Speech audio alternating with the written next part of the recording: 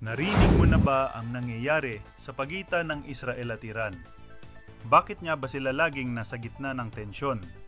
At ano ang epekto nito sa atin kahit malayo tayo sa kanila? Ganito yan. Matagal nang may tensyon sa pagitan ng Israel at Iran, pero nitong mga nakaraang araw, mas tumitindi ang sitwasyon. May mga ulat ng airstrikes, banta ng giyera, at palitan ng mga pahayag mula sa magkabilang panig. Ang Foreign Minister ng Iran nagsabi na handa silang makipag-usap o makipagdiplomasya, pero may kondisyon, kapag huminto na ang agresyon. Ibig sabihin, bukas sila sa pag-aayos kung titigil na muna ang mga opensiba o atake. Sa ngayon, may mga indirect talks na rin na ginagawa sa Oman, kasama ang US, para subukang mapakalma ang tensyon.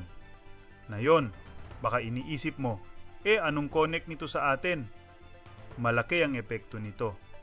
Kapag lumala ang tensyon, pwedeng tumaas ang presyo ng langis, mahirapan ang ekonomiya, at damay tayong lahat, lalo na tayong mga nasa abroad o may mga pamilya sa Pilipinas.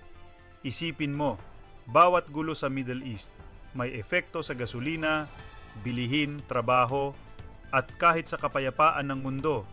Kaya tanong ko sa iyo, kabayan, dapat ba tayong maging mas aware sa mga global issues tulad nito? Kahit hindi tayo politiko o eksperto, karapatan natin malaman at unawain kung anong nangyayari sa mundo. Mas alam natin, mas handa tayo. Kung gusto mong palaging updated sa mga ganitong importanteng balita, mag-subscribe para sama-sama tayong maging informed at alerto.